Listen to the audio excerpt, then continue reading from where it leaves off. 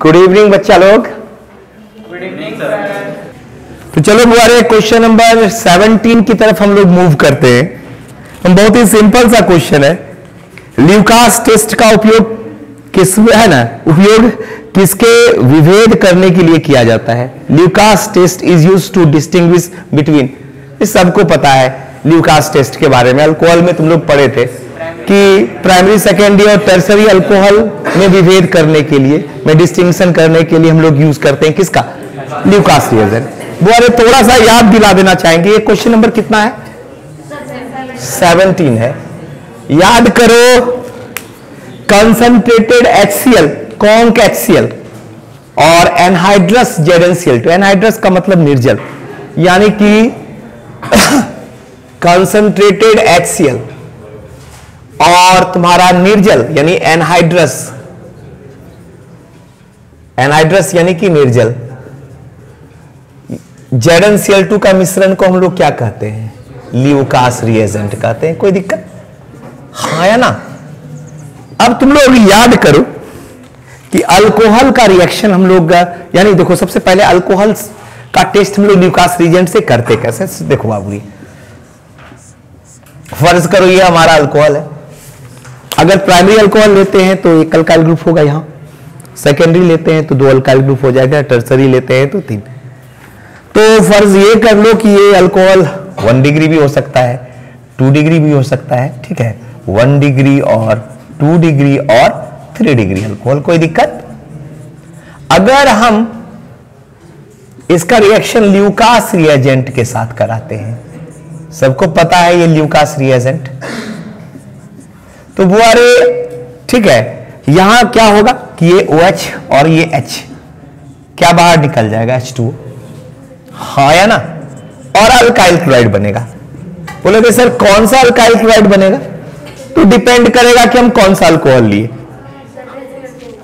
And sorry ZnCl2, ZnCl2, ठीक है? तो बाबू रे अब डिपेंड, ये जो अल्काइल क्लोराइड बनेगा, इस अल्काइल क्लोराइड बनने के कारण ये समझ लो कि है ना, व्हाइट प्रेसिपिटेट मिलेगा तुमको यहां पर। अल्काइल क्लोराइड बनने के कारण क्या मिलेगा? White precipitate. इसको टर्बिडिटी भी हम लोग कहते हैं, सफेद या श्वेत अवक्षेप, ऐसा समझ लो तुम, ठीक है? तो बाबू रे यहां पर टर्बिडिटी अगर ठीक है तुरंत मिल जाए, ठीक है, अल्कोहल में ल्यूकास रिएजेंट अगर ऐड करो और टर्बिडिटी तुरंत मिल जाए तो समझ लो अल्कोहल क्या है? 3 डिग्री है। मतलब श्वेत अवक्षेप, सफेद अवक्षेप, व्हाइट प्रेसिपिटेट अगर तुरंत मिल जाए तो अल्कोहल क्या होगा? 3 डिग्री होगा। अगर टर्बिडिटी क्या मिले? थोड़ी देर के बाद मिले, ठीक है? हाँ है ना? यानी व्हाइट प्रेसिपिटेट क्या मिले? If turbidity appears after some time, तो वो कौन सा अल्कोहल होगा? 2 डिग्री होगा। और टर्बिडिटी क्या मिले? गर्म करने के बाद मिले, ठीक है? तो उस कंडीशन में क्या होगा? 1 डिग्री अल्कोहल। तो बाबू रे इस बेसिस पर, यानी कहने का मतलब है कि जब अल्कोहल का रिएक्शन हम ल्यूकास रिएजेंट से कराते हैं तो रेस्पेक्टिव अल्काइल हैलाइड बनेगा, अल्काइल क्लोराइड बनेगा और व्हाइट प्रेसिपिटेट मिलेगा। और व्हाइट प्रेसिपिटेट के बेसिस पर हम लोग डिसाइड कर लेते हैं कि अल्कोहल 1 डिग्री है या 2 डिग्री है, 3 डिग्री है। अगर व्हाइट प्रेसिपिटेट तुमको तुरंत मिल गया तो समझ लो क्या है?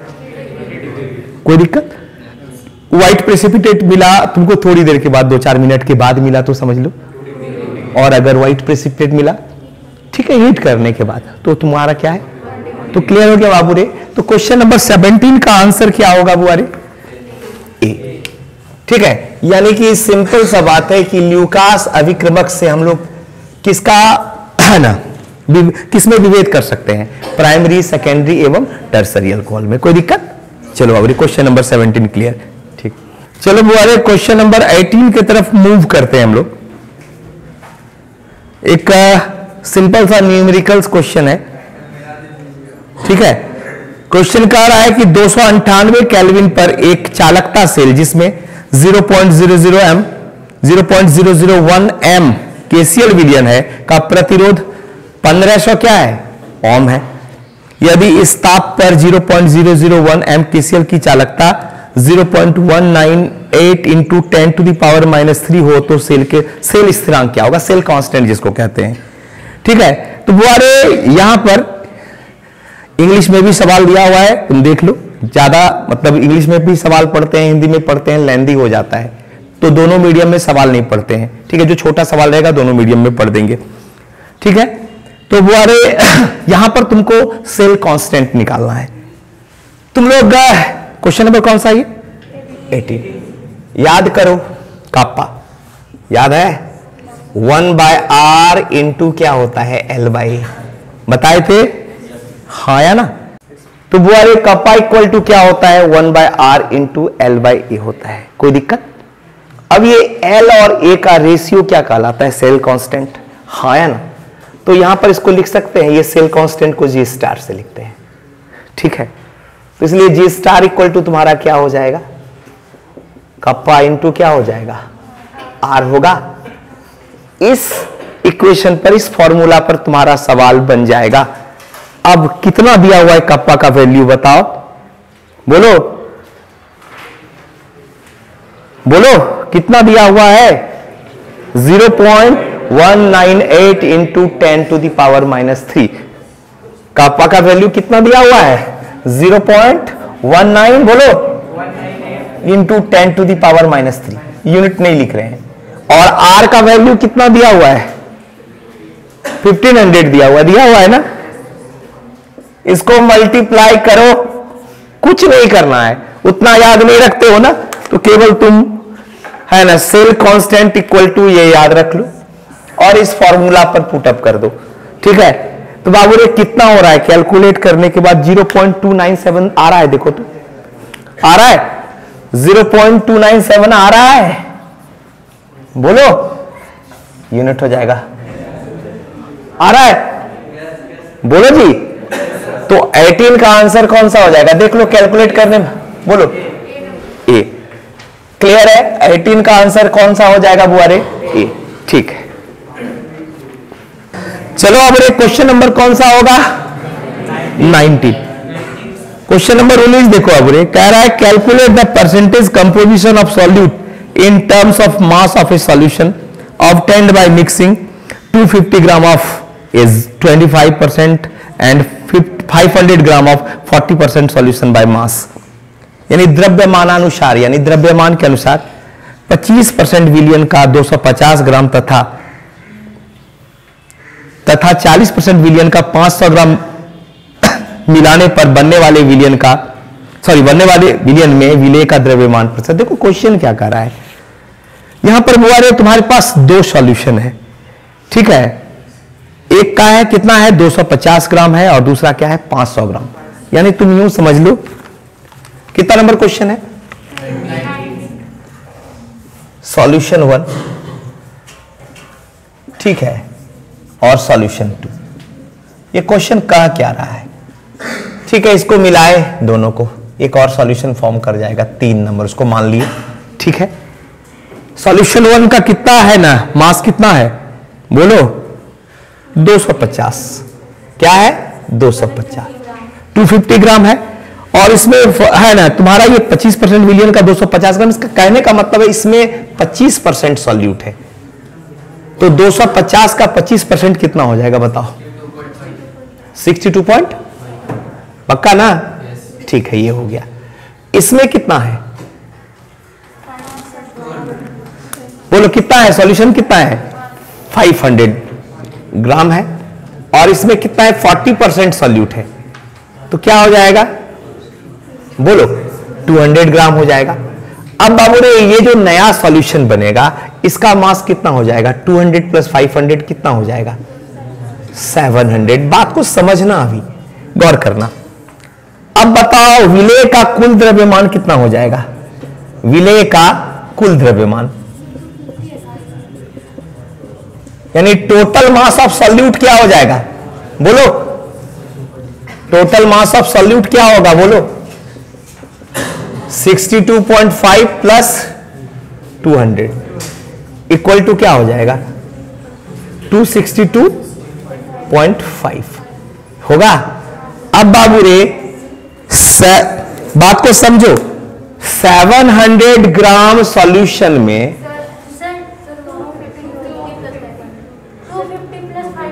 अच्छा 250 है, सॉरी 250 750, जिस समय गलत लिखे ना तो वहीं पर बोलो, तो 750 ग्राम। बाबू रे 750 ग्राम सॉल्यूशन में कितना है सॉल्यूट? 262.5 ग्राम। बाबू रे ठीक है, 750 ग्राम ऑफ सॉल्यूशन कितना कंटेन करता है? बोलो कंटेंट, बोलो बोलो जी। 262.5 ग्राम ऑफ बोलो सॉल्यूट। इसलिए एक में क्या होगा तुम ही लोग बताओ, 1 ग्राम में कितना होगा? 262.5 डिवाइडेड बाय कितना हो जाएगा? होगा पर 100 में कितना हो जाएगा बताओ? 262.5 750 इंटू 100 कितना हो जाएगा? कैलकुलेट करो तो। हमको लगता है 35% आएगा। देखो तो कैलकुलेट करके, तो कौन सा ऑप्शन जाएगा बताओ? बोलो 19 का ऑप्शन कौन सा हो जाएगा? 35% आ रहा है, क्लियर है ना? क्वेश्चन नंबर बाबू रे 20 देख लो, बहुत सिंपल सा क्वेश्चन है, आईपीएससी ने पूछ रहा है। देखो तुम लोग बात कर रहे हो, देखो CH2 डबल बॉन्ड है CH, फिर CH है, इसके साथ OH जुड़ा हुआ है, फिर क्या है बुआरे? CH2 और ये CH3। बाबू रे इस प्रिंसिपल फंक्शन तो यहां पर OH है, इसको प्रायोरिटी देते हुए तुमको लॉन्गेस्ट चेन सेलेक्ट करना है। काउंटिंग इस तरफ से करेंगे।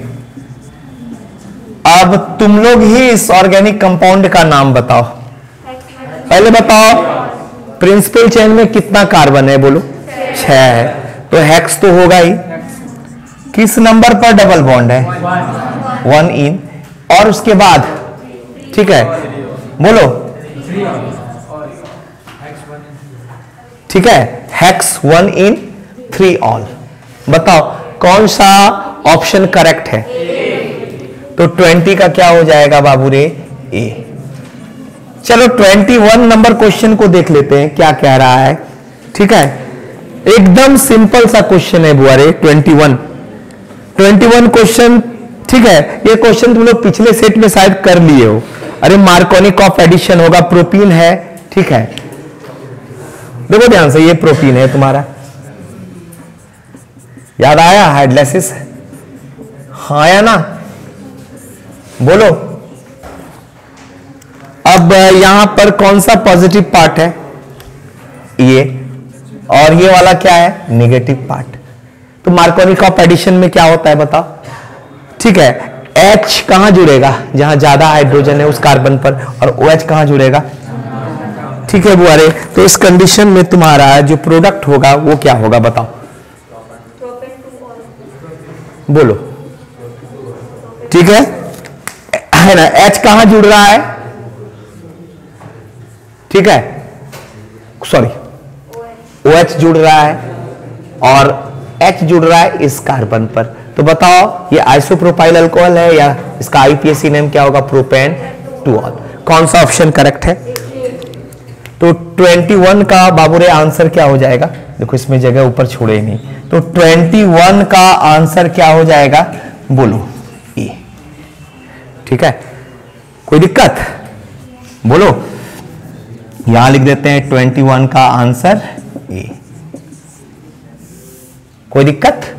तो 21 का कौन सा हो गया? प्रोपेन 2ऑल, यानी कि ऑप्शन नंबर ए। ठीक, चलो क्वेश्चन नंबर 22 की तरफ मूव करते हैं बाबू रे। बहुत ही सिंपल सा क्वेश्चन है। Predict the product of the reaction, अभिक्रिया का उत्पाद बताएं। बाबू रे SN1 रिएक्शन तुम लोग को पढ़ाए थे, SN2 भी पढ़ाए थे। यहां पर SN1 रिएक्शन वाले मैकेनिज्म को दिमाग में रखो, पढ़ाए थे ना हेलो अल्केन हेलो एल्कीन्स में। SN1 बोले तो यूनिमॉलिक्यूलर न्यूक्लियोफिलिक सब्स्टिट्यूशन रिएक्शन। देखो हम रिएक्शन को लिख रहे हैं, कितना नंबर क्वेश्चन है बुआरे? थोड़ा सा तबीयत ठीक नहीं है तो आवाज थोड़ा गड़बड़ है, तो देखो अब बोल नहीं पा रहे पूरे। देखो अब CH3 है, उसके बाद क्या है C और O, बोलो C2H5 और HI के साथ, ठीक है। ये है, यहां पर तुम्हारा कौन सा प्रोडक्ट बनेगा, थोड़ा सा इसको हम तोड़ के लिखते हैं। कार्बन है, इसके साथ 3 मिथाइल ग्रुप है ना, बोलो 3 मिथाइल ग्रुप है, और फिर तुम्हारा क्या है O और C2H5 मिक्स्ड ईथर है, और ये बाबू रे तुम्हारा HI है। कोई दिक्कत? हाँ या ना? तो HI में तुम्हारा क्या है, ये वाला क्या है पॉजिटिव पार्ट है, ये वाला क्या है नेगेटिव पार्ट है। सबको पता है इस SN1 रिएक्शन में क्या हो।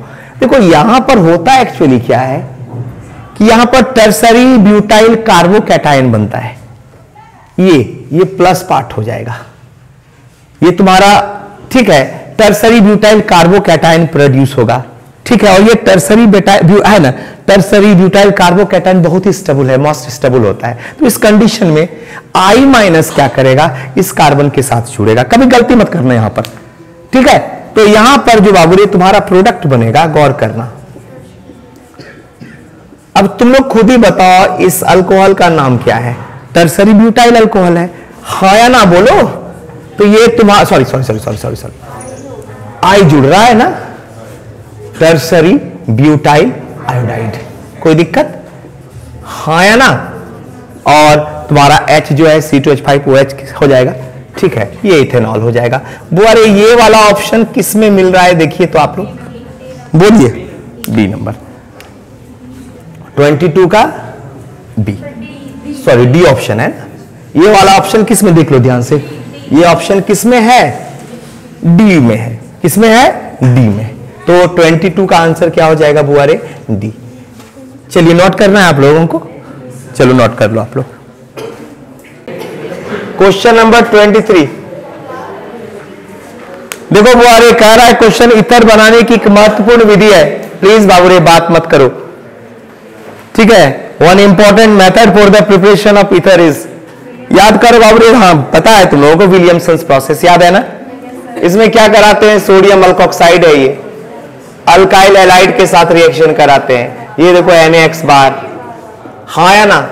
और ये तुम्हारा क्या बन गया इथर। ये बहुत ही बढ़िया मेथड है इथर बनाने के लिए। तो 23 का ऑप्शन कौन सा होगा बुआरे? कौन सा? बी की क्या है? बी। तुम लोग डी बोलते हो, तुमको डी लगता है।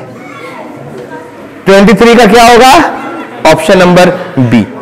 Which of the following is steam volatile.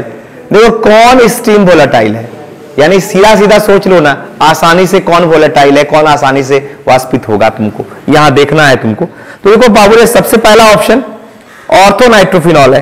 तो देखो ऑर्थोनाइट्रोफिनॉल का स्ट्रक्चर कर लेते हैं। कितना नंबर क्वेश्चन है? 24, ठीक है। फिनॉल का स्ट्रक्चर पता है ना, क्या पता है? ये बेंजीन का रिंग और ये OH, ठीक है। ऑर्थो पोजीशन पर नाइट्रो डाल दो ना। कौन सा है ऑर्थो पोजीशन? ये वाला 2 वाला ऑर्थो पोजीशन पर। बात को समझ लो, सबको पता है, तुम लोग सबको सभी लोग जान रहे हो। ये देखो ये नाइट्रो ग्रुप है, हाँ है ना।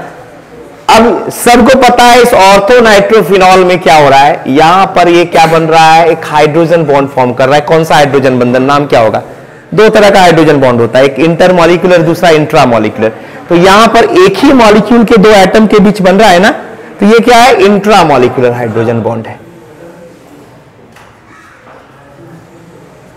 तो बाबू रे ये याद रखना, बाकी मॉलिक्यूल में ऐसा नहीं है। तो तुमको ये दिमाग में रखो कि इस मॉलिक्यूल में इंट्रामॉलिक्यूलर हाइड्रोजन बॉन्डिंग कर रहा है, ठीक है। ठीक है, तो कहने का मतलब है कि ये तुम्हारा आसानी से वेपोराइज्ड होगा। क्या होगा? ये स्टीम वोलेटाइल होगा। तो यही ऑप्शन करेक्ट है। तो बाबू रे 24, थोड़ा सा ज्यादा लंबा नहीं कर रहे हैं हम, क्योंकि बहुत बड़ा वीडियो हो जाता है। 24 का आंसर क्या होगा? बोलो ए। तो 24 का आंसर हो जाएगा। ज्यादा लंबा एक्सप्लेनेशन नहीं कर रहे हैं हम, ठीक है। क्वेश्चन नंबर 25 देख लो। निम्नलिखित में से किसकी आम्लीय प्रकृति सर्वाधिक है? बाबू रे प्लीज बात नहीं करो। विच of the following has highest acidic character? देखो पहला ऑप्शन है बुआरे ऑर्थो नाइट्रोफिनॉल, ऑर्थोफिनॉल में ऑर्थो पोजीशन पर NO2 डाल दो। दूसरा वाला पारा नाइट्रोफिनॉल है, पारा पोजीशन पर। तीसरा वाले में 2,4 डाइनाइट्रोफिनॉल, दूसरे और चौथे नंबर पर नाइट्रो ग्रुप डाल दो फिनॉल में। और तीसरा है 2,4,6 ट्राइनाइट्रोफिनॉल, सॉरी चौथा ऑप्शन 2,4,6 ट्राइनाइट्रोफिनॉल। क्वेश्चन नंबर कितना है बुआरे? कितना? 25। तो बाबू रे हम लोग ट्राइनाइट्रोफिनॉल का देखो स्ट्रक्चर, जिसको हम लोग पिक्रिक एसिड भी कहते हैं, सारा है ना। ये देखो सारे ऑप्शन के लिए हम स्ट्रक्चर नहीं बना रहे, हम ये 2,4,6 ट्राइनाइट्रोफिनॉल है, पता है ना। काउंटिंग कैसे करते हैं? प्लीज बाबू रे तुम लोग बात करते हो ना तो मेरा कंसंट्रेशन खराब होता है, थोड़ा है ना, तबीयत खराब है, थोड़ी परेशान हो जाते हैं। चलो देखो ध्यान से बुआ रे, ये पोजीशन 1 2 3 4 5 6, ये तुम्हारा क्या है? 2 4 6, बोलो ट्राई नाइट्रोफिनॉल है, हाँ है ना। इसी को हम लोग क्या कहते हैं?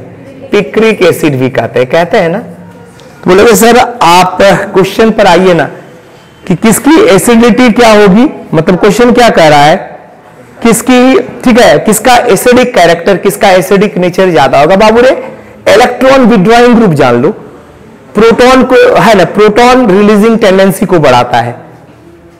मतलब ये समझ लो मोटा मोटी तौर पर सीधा सीधा कि अगर इलेक्ट्रॉन खींचने वाला समूह जुड़ा हुआ हो, ठीक है, रिंग से, ठीक है, तो यहां पर उसका एसिडिक कैरेक्टर को क्या करेगा? बढ़ाएगा।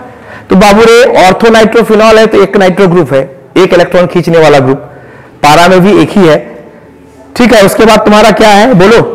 2,4 डाइनाइट्रोफिनॉल, उसमें 2 नाइट्रो ग्रुप है, लेकिन ये तुम्हारा ट्राइनाइट्रोफिनॉल में 3 नाइट्रो ग्रुप है, 3 इलेक्ट्रॉन विड्रॉइंग ग्रुप है। तो बाबू रे सबसे ज्यादा एसिडिक कैरेक्टर किसका होगा? जिसमें है ना ज्यादा NO2 ग्रुप है, तो सबसे ज्यादा NO2 ग्रुप तो इसी पिक्रिक एसिड में 2,4,6 ट्राइनाइट्रोफिनॉल में है। तो बाबू रे कौन सा ऑप्शन करेक्ट होगा?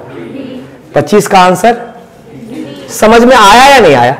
सबका स्ट्रक्चर, सारे ऑप्शन के लिए स्ट्रक्चर बनाने की आवश्यकता है नहीं है, तुम लोग तो सारा चीज जान ही रहे हो। ये पिक्रिक एसिड है, 3 इलेक्ट्रॉन विड्रॉइंग ग्रुप है, ये इलेक्ट्रॉन है ना, ये तुम्हारा प्रोटॉन को रिलीज है ना करना, ये प्रोटॉन जो है उसको रिलीज करना क्या कर देगा? आसान कर देगा, क्योंकि रिंग से क्या करेगा? इलेक्ट्रॉन विड्रॉ करेगा, हाँ है ना। तो सारा चीज हम मैकेनिज्म के साथ एक्सप्लेन किए हुए हैं, पढ़ाया है ना। चलो ठीक है बुआरे। SN2 अभिक्रिया के प्रति निम्न में से कौन सबसे अधिक क्रियाशील है? Which of the following will react faster in SN2 reaction? बाबू रे क्वेश्चन नंबर कितना है? 27, सॉरी 26। SN2 का मतलब क्या हो गया? Biomolecular nucleophilic substitution reaction. तुम लोग एक बात याद रखोगे यहां पर, रेट ऑफ SN2 रिएक्शन, बात नहीं बाबू रे, रेट ऑफ SN2 रिएक्शन जो होगा इस है ना इनवर्सली प्रोपोर्शनल टू होगा स्टेरिक हिंड्रेंस का, हाँ है ना, याद रखोगे। रेट ऑफ SN2 क्या होगा? इनवर्सली प्रोपोर्शनल टू क्या होगा? बोलो स्टेरिक हिंड्रेंस। अगर किसी ग्रुप में स्टेरिक हिंड्रेंस ज्यादा है तो उसका रेट क्या होगा? कम होगा। अगर SN2 रिएक्शन में स्टेरिक हिंड्रेंस कम है, बताए थे ना पिछले सेट में भी एक क्वेश्चन इस तरह से कुछ था, तो अगर स्टेरिक हिंड्रेंस कम है तो रेट ऑफ रिएक्शन क्या होगा? SN2 रिएक्शन का ज्यादा होगा बाबू रे। तो बाबू रे यहां पर जो ऑप्शन दिख रहा है, एक तो तुम्हारा क्या है? डी नंबर में क्या है? ठीक है, टर्सरी ब्यूटाइल क्लोराइड है, कार्बन के साथ 3 अल्काइल ग्रुप है, तो यहां स्टेरिक हिंड्रेंस ज्यादा है। बी नंबर में भी 2 डिग्री कार्बन है, हाँ या ना, यहां पर भी ज्यादा है। तो 2 तुम्हारा क्या हो गया? CH3Cl और CH3I, ठीक है, ये दोनों कंपाउंड में स्टेरिक हिंड्रेंस क्या है? कम है, तो दोनों में से किसी एक होना चाहिए। अब यहां पर जो है I वाला इस कंडीशन में ज्यादा है ना सुटेबल है, और एक्सप्लेन हम कर चुके हैं पहले, ठीक है। तो यहां पर जो जवाब होगा 26 का आंसर कितना होगा? बोलो बोलो 26 का आंसर कौन सा होगा? सी, ठीक। चलो 27 नंबर, निम्नलिखित में किसकी द्विध्रुव आघूर्ण सर्वाधिक है? Which of the following has highest dipole moment? बाबू रे ये chemical bonding chapter 11th dipole moment topic में पढ़ाया गया है ऑलरेडी, ठीक है। तो देखो अब उसमें डायपोल मोमेंट पर पूरा डायपोल मोमेंट यानी Q into D, mu equal to Q into D, ठीक है। तुम लोग केमिकल बॉन्डिंग पूरा नहीं पढ़ पाए थे ना, अच्छा ठीक है, कोई बात नहीं है। तो बाबू रे अगर हम डायपोल मोमेंट की बात करें तुम चौथा वाला ऑप्शन देख लो, क्या है ना, क्वेश्चन नंबर कितना है 27, चौथा वाला ऑप्शन में कार्बन टेट्राक्लोराइड है। देखो बाबू रे कार्बन तुम्हारा, ठीक है, ये Cl ज्यादा इलेक्ट्रोनेगेटिव है, ठीक है, ये निगेटिव चार्ज कैरी किया, बात थोड़ा निगेटिव, देखो ध्यान से, और इस पर क्या है पॉजिटिव चार्ज। तो याद करो डायपोल मोमेंट में यहां पर जो है ना फाइनली जो रिजल्टेंट डायपोल मोमेंट हो जाता है कैंसिल हो जाता है।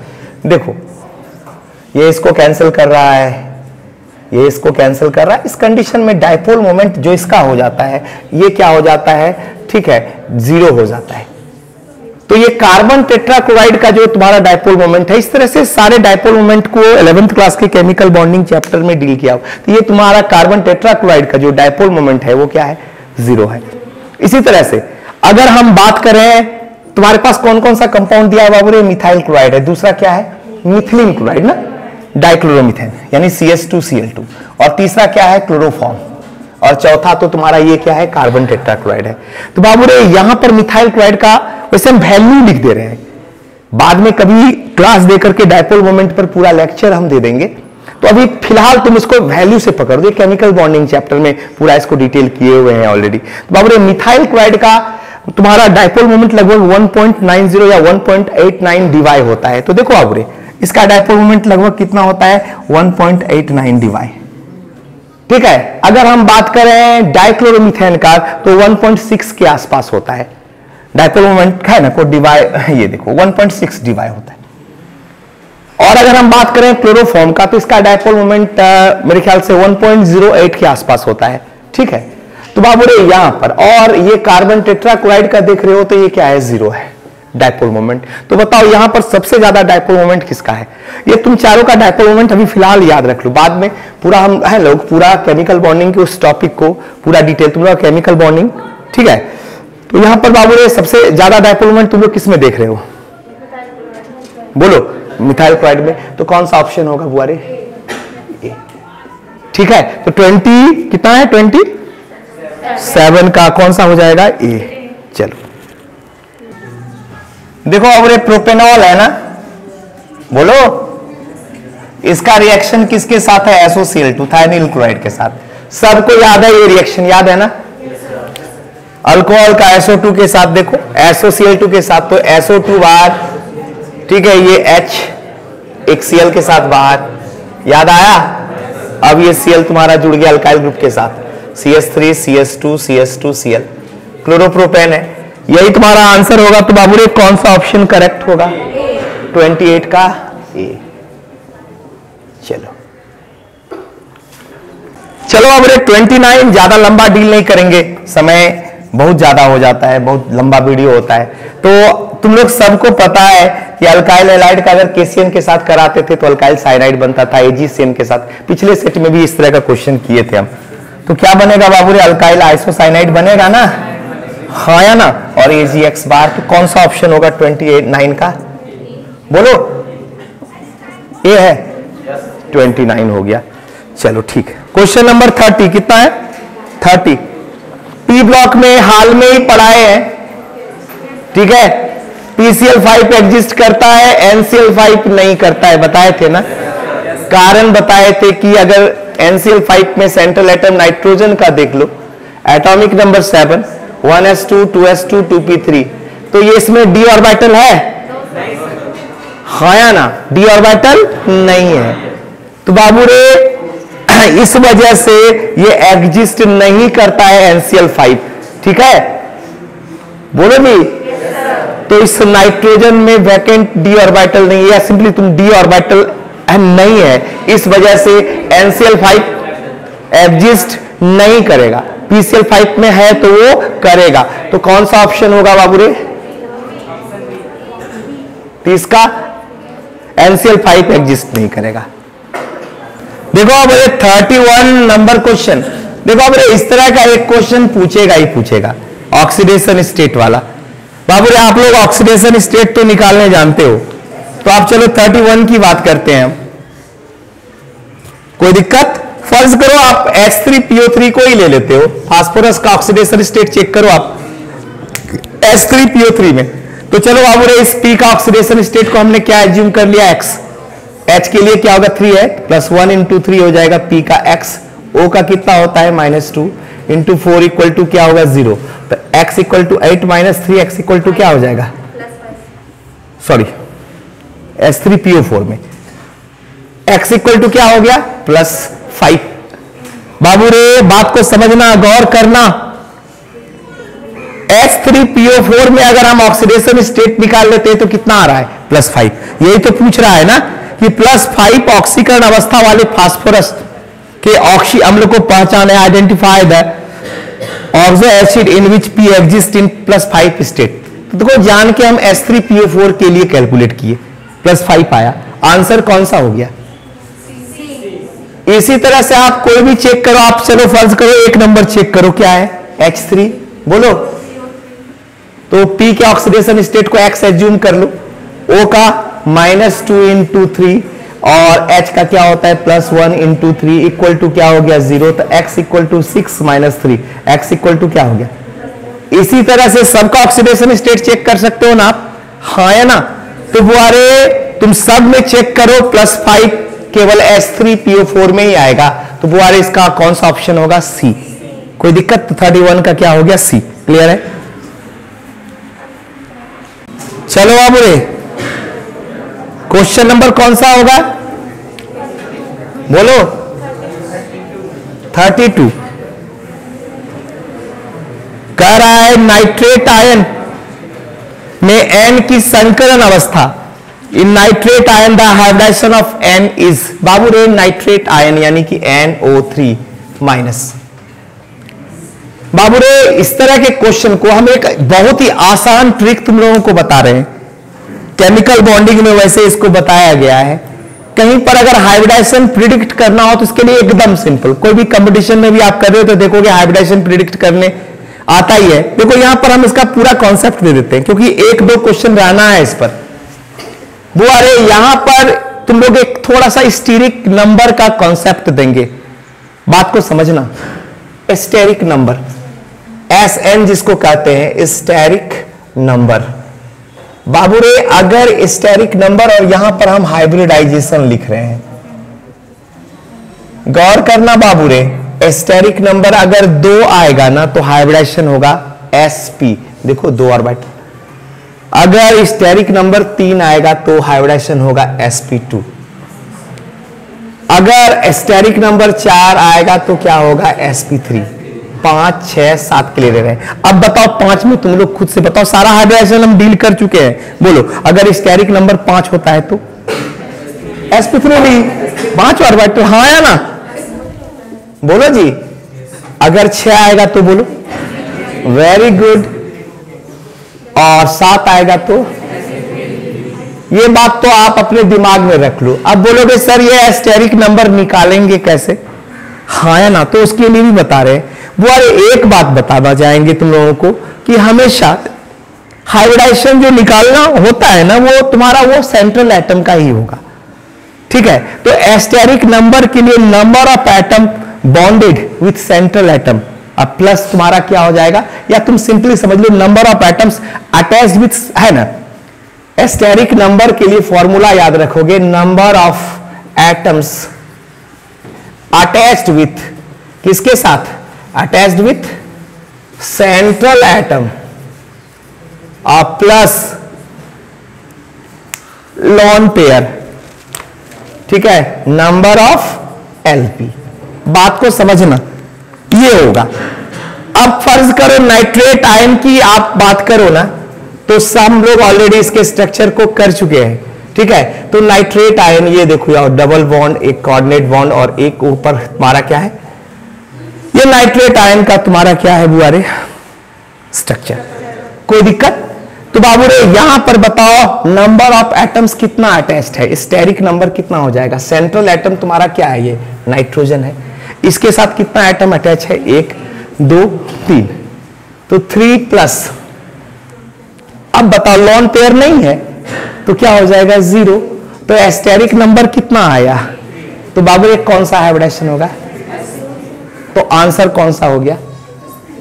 बोलो कौन सा ऑप्शन होगा? बोलो बोलो जी, बी। एक दो और एग्जांपल समझ लो तुम लोग, ये समझ में आया? तो ये तो नाइट्रेट आयन के लिए तुम कर लिए, ठीक है। फर्ज करो तुमको अमोनिया में नाइट्रोजन का हाइब्रिडेशन निकालने दे दिया, ठीक है। तो अमोनिया के लिए स्ट्रक्चर सबको पता है, लिविस डॉट स्ट्रक्चर, और यहां पर लॉन पेयर एक होगा। तो एस्टेरिक नंबर कितना हो जाएगा? हम पूरा डिटेल नहीं कर रहे, लेकिन इतना बता दे रहे हैं कि तुम कर लोगे। तो सेंट्रल एटम के साथ कितना अटैच है? ठीक है। और लॉन पेयर कितना है? 1। तो क्या हो गया? 4। अगर एस्टेरिक नंबर 4 होगा तो हाइब्रिडेशन क्या होगा? नहीं समझ में आया? इस तरह से बाबू रे एस्टेरिक नंबर अगर तुमको दिमाग में रहा, नहीं समझ में आया, तो हाइब्रिडेशन निकलेगा कि नहीं? इस पर क्वेश्चन रहना ही रहना है, ठीक है। आगे बुआरे पूरा डिटेल भी करेंगे, ठीक ना। यहां पर दिमाग में आ गया ना? बोलो चलिए ठीक। देखो अब रे 34 नंबर क्वेश्चन 33। Zn संक्रमण धातु नहीं है, क्योंकि ये क्या बताएंगे बुआरे? Zn is not a transition element because इसका d ऑर्बिटल क्या है? कंप्लीटली फिल्ड है। बोलो जी 33 का कौन सा आंसर होगा? बोलो 33 का क्या हो जाएगा ये? चलो 34 पर मूव करते हैं, ठीक है। 34 निम्नलिखित में कौन सा आयन रंगीन यौगिक बनाता है? बाबू रे विच of the following will form coloured compounds. इस तरह का क्वेश्चन तो सब सेट में ही बनाए पूरा डिटेल करने की हम नहीं समझते आवश्यकता है, लेकिन थोड़ा सा फिर भी डिटेल कर देते हैं। देखो बाबू रे डी ट्रांजिशन कारण है कलर्ड होने का, ट्रांजिशन एलिमेंट है ना। बोलो जी ट्रांजिशन एलिमेंट में हम ऑलरेडी पढ़ाए थे डी ट्रांजिशन के बारे में। तो तुम्हारा कौन कौन सा दिया हुआ है? और स्कैंडियम का प्लस कितना है? Mn का +2, उसके बाद Zn का, Ti का। देखते हैं जिसमें अनपेयर्ड इलेक्ट्रॉन होगा उसमें डी ट्रांजिशन होगा, मतलब वो कलर्ड होगा। तो सबसे पहले Zn को चेक करते हैं। Zn का कॉन्फ़िगरेशन क्या होता है? 3d10 और 4s2, 2 लूज कर दिया, ये 3d10 है इसमें, तो नंबर ऑफ अनपेयर्ड इलेक्ट्रॉन तो 0 हो गया, हाँ है ना। उसी तरह से तुम टाइटेनियम +4 में भी चेक कर सकते हो, पीछे करवा चुके हैं। स्कैंडियम +3 में भी कर सकते हो, करवा दें क्या? पूरा डिटेल करके बता दें, ठीक है। तो यहां Mn को देख लो। अब बताओ Mn का एटॉमिक नंबर कितना होता है? 25। कॉन्फ़िगरेशन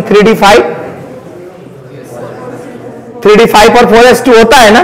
अब Mn+2 गौर करो, Mn+2 कह रहा है, तो मतलब Mn+2 के लिए कॉन्फ़िगरेशन क्या हो जाएगा? 3d5 होगा। मतलब D में कितना है? 5 ओरिएंटेशन, इसका 5 इलेक्ट्रॉन, तो नंबर ऑफ अनपेयर्ड इलेक्ट्रॉन कितना है? 5 है। तो बाबू रे ये क्या होगा? कलर्ड। ये क्या होगा? कलर्ड होगा, यानी कि ये तुम्हारा क्या होगा? रंगीन होगा। बाकी तुम Ti+4 और स्कैंडियम +3 में भी चेक कर सकते हो। कर दें चेक या कर लोगे? कर लोगे? अब जैसे स्कैंडियम +3 ले लो, तो स्कैंडियम का क्या होता है कॉन्फ़िगरेशन? स्कैंडियम का 3d1 4s2, 3 लूज कर दिया तो क्या हो जाएगा? 3d में 0 रहा, तो नंबर ऑफ अनपेयर्ड इलेक्ट्रॉन 0, तो ये भी तुम्हारा क्या है? कलरलेस है। टाइटेनियम देखना है, चेक कर लोगे?